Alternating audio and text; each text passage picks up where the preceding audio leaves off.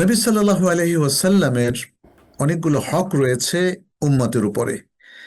সে হকগুলো আমি যেহেতু সময়ের দিকে খেয়াল রেখে আমি সংক্ষেপে একটু বলবো। জি। প্রথম হক হচ্ছে নবীর প্রতি ঈমান পোষণ করা। স্পেশালি নবী সাল্লাল্লাহু আলাইহি ওয়াসাল্লামের কথাও কিন্তু আল্লাহ তাআলা আল কোরআনে আলাদাভাবে উল্লেখ করলেন। যেমন তিনি বলেছেন, ফাআমিনু বিল্লাহি ওয়া রাসূলিহি ওয়ান নূরিল্লাযী আনজালনা। তোমরা ঈমান আনো আল্লাহর প্রতি এবং তার রাসূল, এখানে দেখেন এক বচন, তার রাসূল, অ্যান্ড আপন হিজ মেসেঞ্জার সাল্লাল্লাহু আলাইহি ওয়াসাল্লাম। সাল্লাল্লাহু এটা আলাইহি রাসূল ওয়াসাল্লাম। বলতে এখানে নবী সাল্লাল্লাহু আলাইহি ওয়াসাল্লামকে বোঝানো হয়েছে। জি। এটা সূরা তাগাবুনের ৮ নম্বর আয়াত। সূরা আল আরাফের ১৫৮ নম্বর আয়াতে আল্লাহ তাআলা বলছেন, ফাআমিনু বিল্লাহি ওয়া রাসূলিহিন নাবিয়্যিল উম্মিয়্যিল্লাযী ইউমিনু বিল্লাহি ওয়া কালিমাতিহি ওয়াত্তাবিউহু লাআল্লাকুম তাহতাদুন।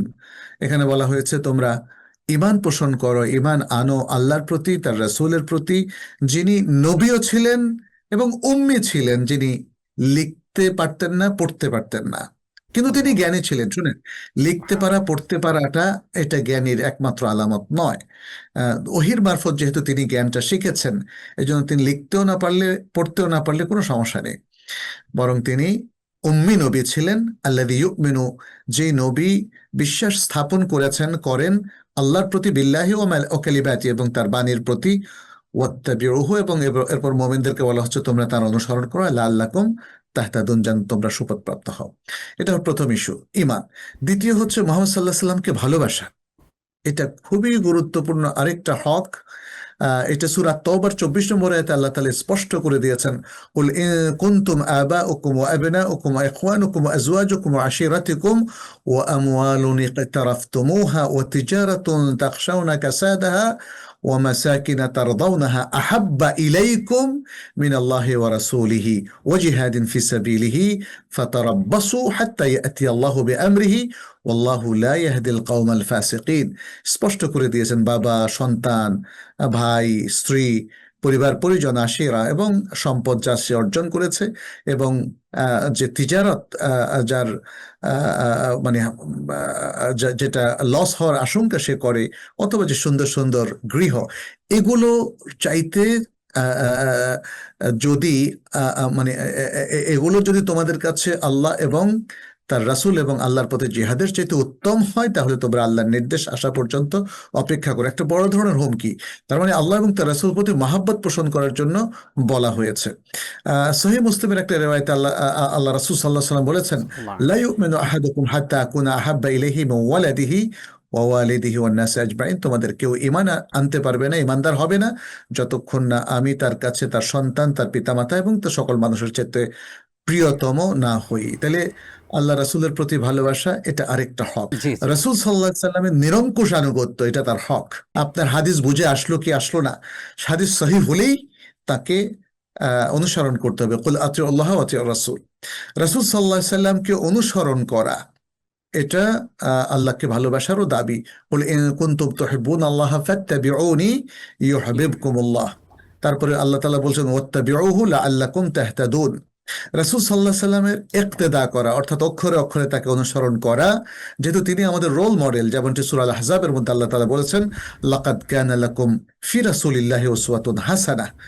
ষষ্ঠ হচ্ছে রাসূল সাল্লাল্লাহু আলাইহি সাল্লামের প্রতি সম্মান প্রদর্শন করা, তাকে কোনো ধরনের অবমাননা না করা, অথবা এমন কোনো কথা না বলা যেটা তার অবমাননার শামিল হয়। আল্লাহ সুবহানাহু ওয়া তাআলা বলছেন, ইন্না আরসালনাকা শাহিদাও ওয়া মুবাশশিরাও ওয়া নাযীরা লিতুমিনু বিল্লাহি ওয়া রাসূলিহি ওয়া তুআজ্জিরুহু ওয়া তুওয়াক্কিরুহু। যেন তোমরা তাকে সম্মান দাও, তাকে তার সাথে থাকো, তাকে সাহায্যের হাত বাড়িয়ে দাও, তুসাব্বিহুহু বুকরাতাও ওয়া আসীলা। আরো অনেকগুলো আয়াত আছে।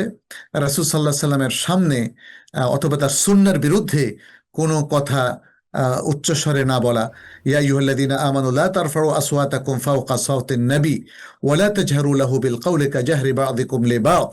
এভাবে আল কোরআনে আল্লাহ তাআলা অসংখ্য কথা বলেছেন। লা তাজআলু দুআ আর রাসূলি বাইনাকুম কাদুআই বা'দিকুম বা'দা। মুহাম্মদ বলে কাউকে তাকে আহ্বান না করা।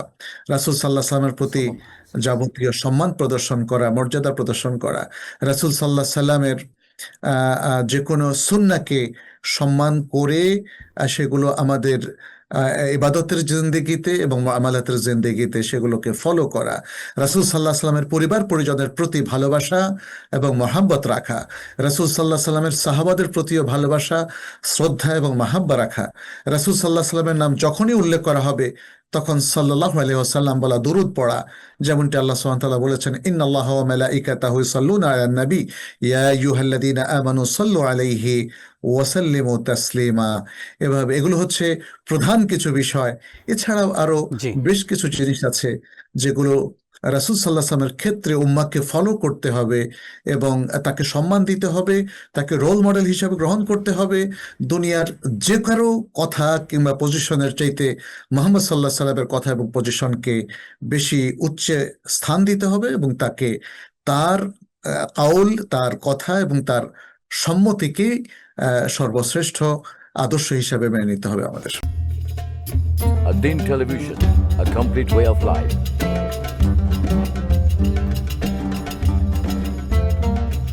প্রিয় দর্শক, ধন্যবাদ ad-Din-এর সাথে থাকার জন্য। এমন আরো সুন্দর সুন্দর ইসলামিক কন্টেন্ট ও সবশেষ আপডেট পেতে সাবস্ক্রাইব করুন আমাদের ইউটিউব চ্যানেল ad-Din এবং পাশের বেল আইকনটি চাপুন। পরবর্তী সকল ভিডিও নোটিফিকেশন পেতে যুক্ত থাকুন আমাদের সোশ্যাল মিডিয়ায়।